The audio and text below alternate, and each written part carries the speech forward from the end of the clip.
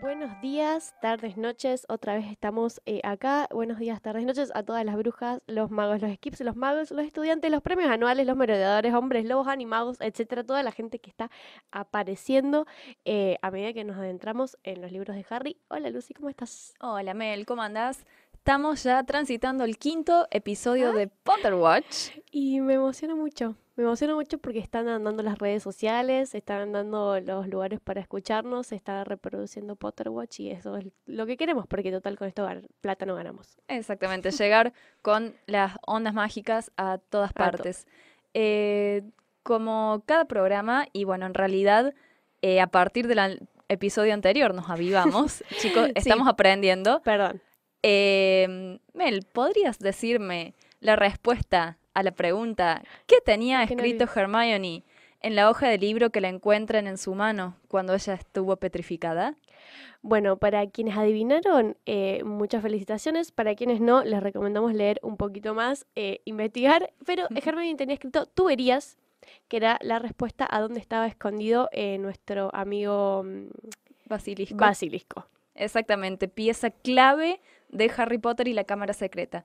Pero ya estamos dando por finalizado los temas que más nos llamaron la atención del libro 2 de la saga y entramos hoy a el que muchas, una gran parte del fandom de Harry Potter tiene como su libro favorito o uno de los que más se destaca de todos los 7, Harry Potter y el prisionero de Azkaban o Azkaban, o Azkaban. Como que de cómo podemos lo debatir la encuentres. pronunciación por años y años, Yo creo que es mi pero bueno, favorito. es el libro 3, Sí, uno de en mi top 3 de favorito está seguro.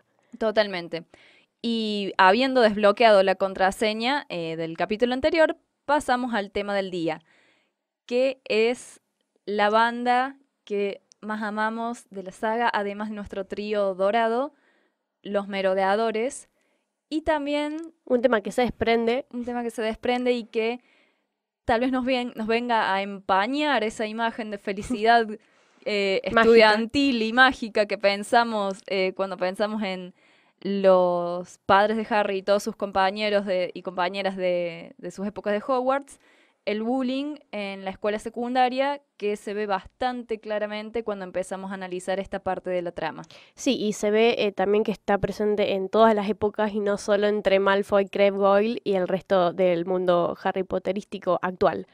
Este libro, lo que tenemos en El prisionero de Azkaban es que es el primer libro que no se enfoca, digamos, en el presente de Harry solamente y en su lucha contra Voldemort y cómo escapar y cómo descubrir cosas de Voldemort, sino que empieza a aparecer un poco el backstory, ¿no? Ujú. Empiezan a aparecer otros personajes que ya no están como el papá de Harry, y empezamos a entender un poco más, ¿no? Actitudes de personajes del presente como Snape, y también nos van tirando como grajeas así de pistas de cosas que nos van a salir mucho para desentrañar toda la historia en los libros que vienen, Grajeas de todos los sabores. de todos. Exactamente. Este libro es el primero que rompe con esa estructura que tenían el libro uno y el 2, que era un misterio grande, una resolución bastante lineal, pistas que se iban acumulando durante todo el libro. Muy Scooby-Doo. Muy Scooby-Doo, los chicos investigando a escondidas de los Y adultos. al final una frase de Dumbledore que cerraba todo perfectamente. Y la famosa escena de Dumbledore explica todo al final. Que bueno,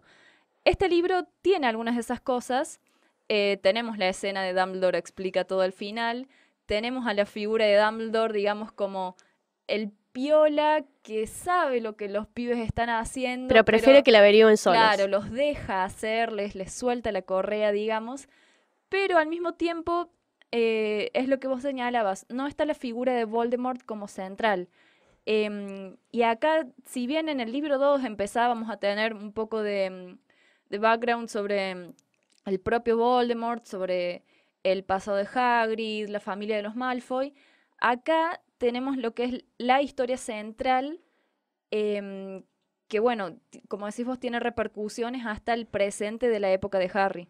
Sí, y más centrada sobre todo en Harry, en su familia y en la gente que los rodeaba, y también un poco eso nos va a ir explicando cómo llega Harry a ser, entre comillas, el elegido, ¿no? Ujú. De alguna forma. Porque en este libro nos aparece de una lo que decíamos el trío de oro y Pettigrew. El trío fantástico Sirius, Lupin y James, el papá de Harry. Y Pettigrew. Y Pettigrew. Y tú no, Pettigrew.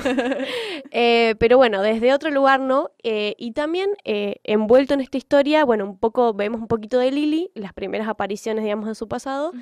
Y Snape, que está envuelto en todo esto, y empezamos a entender un poco más por qué su antipatía hacia Harry. Seguro, acá en este libro se empiezan a tejer, digamos, la historia, se empiezan a entretejer las historias de distintos personajes con la de los padres de Harry.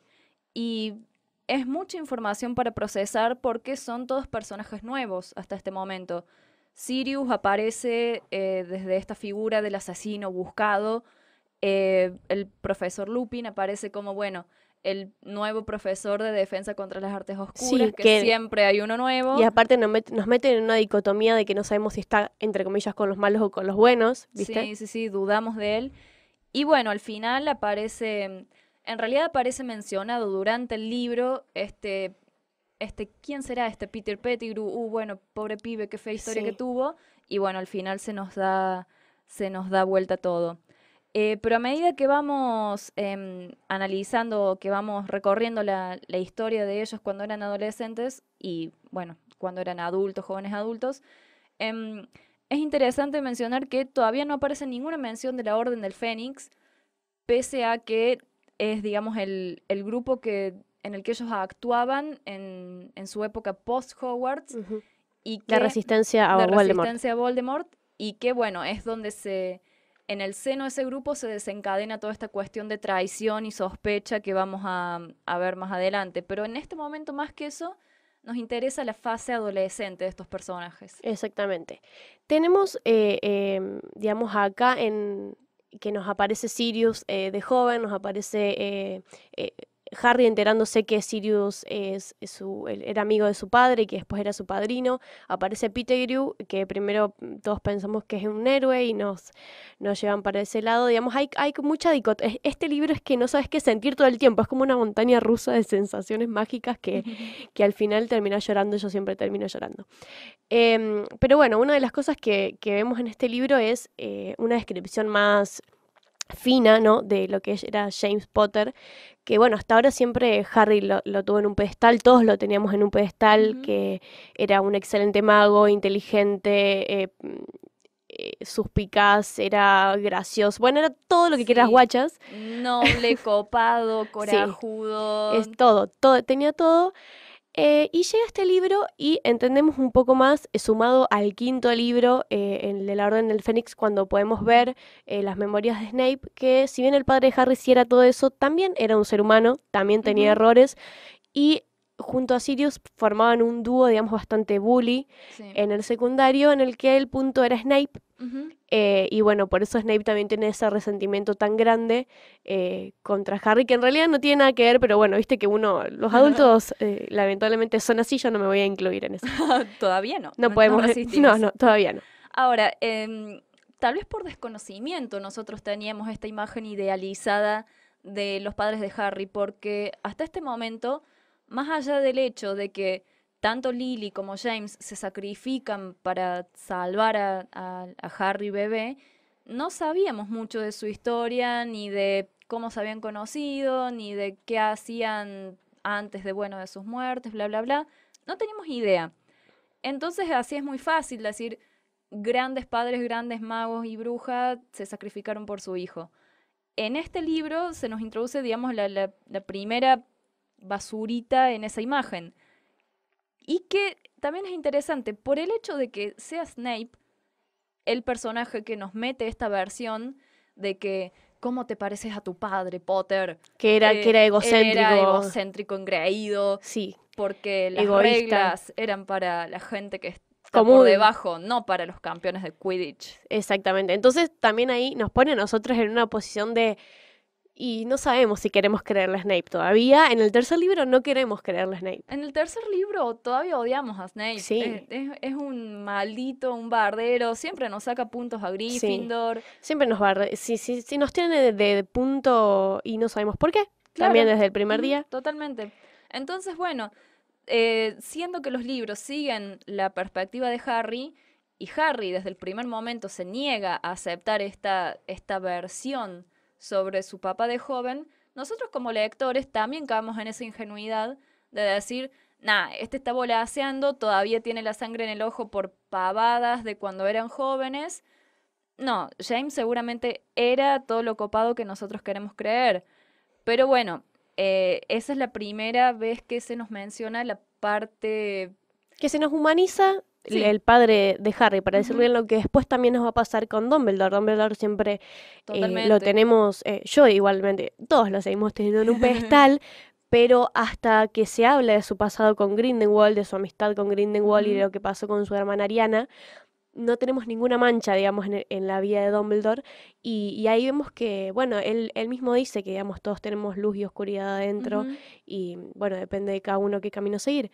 Pero está bueno, digamos, porque en el libro 3 lo que yo siento, y me parece hablando con mucha gente que varios sentimos lo mismo, que se empieza a ahondar más en la cuestión humana, sentimental, y que se deja un poco de lado, digamos, contar cuáles son los animales, o sea, Claro, cuál es el cuentito de la magia, exactamente, digamos. que deja de ser infantil y Ujú. se mete en cuestiones mucho más importantes como la lealtad, la amistad, el Sí. amor y bueno, un montón de Y cosas. sus contrapartes, la traición, la Exactamente. La cobardía, codicia, el panquequismo. el panquequismo. Exactamente, porque, bueno, antes de hablar de panquequismo, me gustaría nuestro primer acercamiento a Lupin, que es un Ujú. personaje muy importante, Y muy querido. muy querido.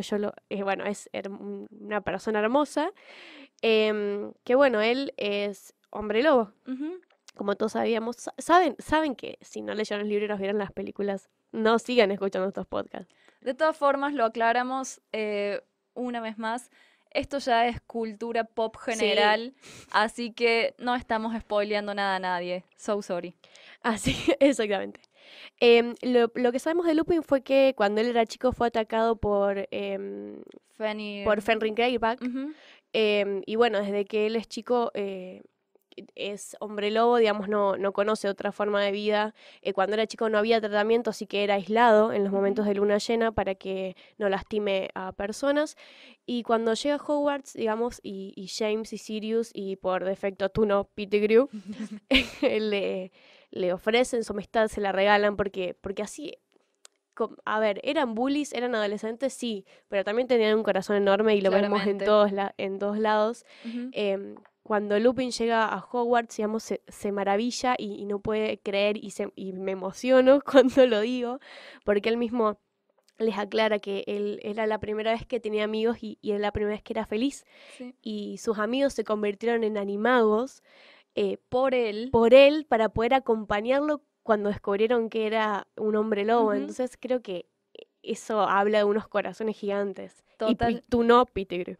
totalmente. Y bueno, también de una capacidad mágica enorme porque Sí. convertirse en animagos a los 16 años, 16, antes, 15 sí. años, no sabemos muy bien a qué edad, Hasta habla McGonagall de lo una dice. habilidad impresionante.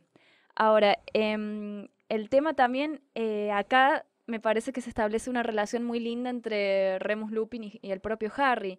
Más allá de que Harry después siempre se termina identificando y tratando de relacionar con su padre y con Sirius, tanto Harry como Lupin siempre se sintieron como los Raros. outcasts, los que no Outsiders. pertenecían, y el único lugar donde ellos encontraron contención y pertenencia era en Hogwarts. Y Lupin dice, él tenía esa idea de que no iba a poder asistir a Hogwarts porque los padres de sus compañeros no iban a permitir que hubiera un hombre lobo asistiendo a la escuela, pero de nuevo, por intervención de Dumbledore. Se crea la casa de los gritos y se establece, digamos, el mito de que había fantasmas y gritos y todo eso, pero era para poder protegerlo a él. Claro, se toman las medidas para que este pibe no se perdiera la oportunidad de asistir al colegio. ¿De qué nos habla eso? De una educación inclusiva, de un sistema que establece Dumbledore de educación inclusiva. ¿Por Ujú. qué? Porque Lupin tiene una capacidad diferente y para que no se lastime ni él ni lastime a sus compañeros, en vez de aislarlo, como les gusta hacer a mucha gente, como estas madres que ha salido la noticia recientemente de que aislaron a un niño con Asperger para que no Ujú. estuviera en el grado de sus hijitos, no, Acá lo incluimos, Se lo vemos qué integra. podemos hacer Ujú. y estamos todos contentos y él por primera vez tiene amigos. Perdón, pero esta parte social a mí me encanta y Dumbledore es todo lo que está bien. No, totalmente. Además, todo el tema de la licantropía, que es esta condición de ser hombre lobo, J.K. Rowling lo ha dicho explícitamente, ella lo pensó como una metáfora de algunas enfermedades crónicas, especialmente del SIDA. Pensemos que a Lupin siempre lo conocimos como una persona de pocos recursos. Ujú. Se menciona en más de una ocasión que tiene ropa vieja, Raída. raída, que Sus libros son tan sucios. claro, su maletín, digamos, pero que a pesar de eso le pone toda la onda. Y bueno, él también lo menciona, le costaba muchísimo conseguir trabajo y por eso de nuevo le súper agradece a Dumbledore el hecho de poder ir a dar clases a Hogwarts. Y esto se relaciona muchísimo con la realidad de personas que viven con el síndrome de inmunodeficiencia adquirida o que tienen otras condiciones en el mundo no mágico. Exactamente. Bueno, es increíble otra vez acá. Nosotras siempre nos maravillamos de cómo Siempre J.K. llegamos a lo Rowling, sí. mismo. Nada, J.K. Rowling es una diosa y tenemos que crear una religión. Yo creo que estaría re bien crear una iglesia J.K. Rowlingiana. Yo es la única religión en la que creo. Seguiremos el Rowlingismo. El Rowlingismo. El Rowlingismo. Me encanta. Y bueno, tenemos que nombrarlo porque en realidad es una pieza central de toda la historia de Harry Potter, pero Toda la trama. de toda la trama, un ser aborrecible, no sé si existe esa palabra, pero la voy a decir igual, que es Peter Tunop Pettigrew. Rata. Básicamente una rata, como su forma de animago, que es un resentido que en realidad se juntaba con Sirius, con James y con Lupin porque eran los populares del colegio. Para prenderse a los copados. Sí, digamos. para colgarse de las tetas, como diría Moria, para ser admirado, lo que ya nos tendrá que haber dado una preview, digamos, de lo que iba a hacer con Voldemort en un par de años cuando se le ofreciese pasarse al lado oscuro, que obviamente siempre quiere estar del lado de los que ganan. Ujú. Y va a ser, bueno, el desencadenante también de un montón de... En realidad, uno de los desencadenantes de que Harry no tenga padres, ¿no? Por ejemplo. Exactamente. Ahora, la pregunta famosa que circula dentro de la comunidad potterística es ¿cómo es posible que Peter Pettigrew, siendo la rata que sabemos que es, haya sido seleccionado para Gryffindor? Y esa es una pregunta a la que no tenemos mucha respuesta. Supongo que se puede tratar de decir que, bueno, hace falta tener una cierta clase de valor o agallas para cagarte Para ser en tan tus cobarde. amigos y darte vuelta de tal forma. Sí. Que solo te importe pero- tu bienestar. Sí. Sería como hay que tener mucho valor para ser un cobarde de mierda. Perdón por la Sí. expresión, pero básicamente él es eso, un panqueque, un cobarde y un asesino. Ujú, exactamente. Así que no, claramente no nos gusta hablar de Peter Pettigrew. Pero Em, bueno, también la otra cuestión es por qué James y Sirius e incluso Remus le daban cabida en su grupo. Podemos pensar que, bueno, en su época de pibes no haya sido tan así, sino que se haya ido dando vuelta con el resintiendo tiempo. con el tiempo. Claro, así como James y Sirius dejaron esta actitud de cancheros, matones. Bueno, Sirius hasta ahí. Bueno, Sirius está por ahí nomás. Y bueno, se terminaron convirtiendo en los magos recontra jugados por una causa que conocemos al final. Porque bueno, James y Sirius en la época del colegio tienen que haber sido tan copados que eran insoportables. Sí, Eso me esos parece ti- que... Sí, el típico, no, por eso también le pusimos a este capítulo el nombre de El rencor de Snape y por qué sobrevivir al secundario es cosa de magia, porque todos las que hemos pasado por el secundario, si están escuchando gente que está pasando por el secundario, sabemos que si bien es una edad re linda, es un momento en el que descubres un montón de cosas, no es para nada fácil. La sociabilidad en el secundario, la adolescencia no es fácil, uno se está descubriendo, los otros lo están descubriendo a uno también, y en ese interín de entre quiénes somos y quiénes queremos ser también, que es un poco lo que se ve acá, em, surgen un montón de cosas feas, no lo vamos a negar, como el bully, digamos. Acá lo que vemos es básicamente en el estado actual, nuestros bullies más grandes son Malfoy, Crabbe y Goyle por detrás, porque Malfoy, viste que no se mancha las manos con nada. Que bueno, su eje es Harry, Ron por ser pobre y Hermione por ser, entre comillas, sangre sucia. Pero bueno, también después, ese es un bullying al que hemos dado un llamar nivel mortífago, ¿no? Es como el que está en otro buen nivel. Después se profesionalizan como mortífagos, sí, después exactamente lo que dice Lucy. En cambio, James y Sirius se redimen, digamos, salen de esa. Era una cosa más adolescente, pero bueno, a Snape lo marcó mucho también porque Snape tuvo una infancia muy difícil y un ingreso a Hogwarts muy difícil. Él no tenía amigos, él tuvo una vida también muy pobre, no tuvo papá.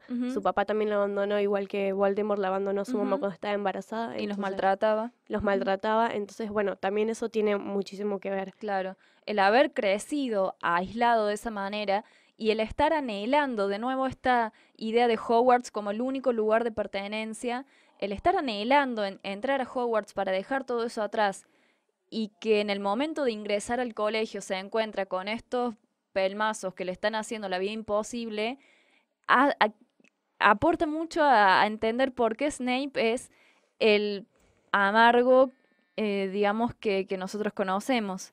Sí, y también suma, digamos, al hecho de que él estaba, no sé si enamorado, pero, o sea, cuando era chico, pero que desde chico estaba como idealizando y... Sí, recontra enamorado. Recontra Tenía enamorado. un re crush en Lily, por favor. Con Lily, y James, aparte de agarrarlo de punto de bully, se viene a meter con Lily, y para mí eso también para él fue como, bueno, no te soporto, no te juro que te quiero todo mal con vos. Todo mal. Y de nuevo, James siendo todo lo que Snape no era. Snape era un pibe descripto, sí, como de piel muy, muy pálida, el cabello grasoso. No era atractivo, no era sociable, no se daba con la gente, no se daba para el deporte, no se daba para nada. Y por el otro lado teníamos a James Potter, cancherísimo, re facha, copado. Sirius también metido en esta, de los típicos langas que son re capaces. Está hermoso Sirius igual, me encanta. Mi amor. Pero bueno, que no se tenían que esforzar para que les vaya bien en el colegio. Y aparte siempre caían bien parados. Siempre quedaban bien parados. James, estrella de Quidditch. Por el otro lado, Sirius, siendo un mujeriego, el soltero más codiciado del colegio, digamos. Del mundo mágico. Del mundo mágico. Porque no Gilderoy Lockhart. El mago más buscado, no por la ley precisamente. Por todos. Una revolución. Paréntesis. Exactamente. Pero bueno, digamos, nosotros quisimos también anclar un poquito este capítulo a resaltar, digamos, esta sección de humanidad, también a la que bajamos en el libro 3 de Harry y la línea que van a seguir los libros a partir de ahora, que no es tanto esta cosa mágica de cuentos de hadas y ver haditas y con luces de colores, sino bajar también la magia a la realidad. Y también vimos qué pasa en nuestro mundo, que aparte de ser muggle, también tiene problemas de bullying. Entonces encontramos un par de datos que son un poco alarmantes. Sí, preocupan. Que es, por ejemplo, que en el año 2015 se finalizó con 1.631 casos graves de bullying y que actualmente, digamos, hay ya denuncias por 1.140 casos, hay un 40% de casos graves que no baja, digamos, en Argentina, sobre todo entre los adolescentes en el colegio secundario.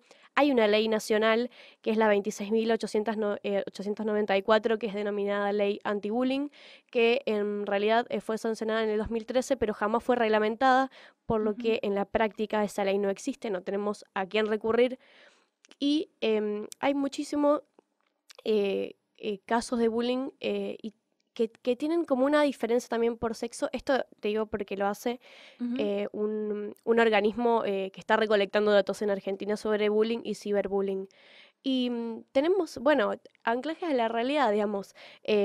tenemos bullying por rendimiento escolar, tenemos bullying por belleza y comportamientos sofisticados, Sí. que en realidad vendría a ser en nuestro caso al revés, porque sí, porque bueno, Snape también era bullineado por su aspecto físico Ujú. pero también por su rendimiento escolar, que era bastante superior por lo que sabemos al de James. Sí, pero interesantemente, Lupin, que era también un chico 10, era perfecto, todo lo que vos quieras, como estaba en el grupo de los copados, no tenía que sufrir eso.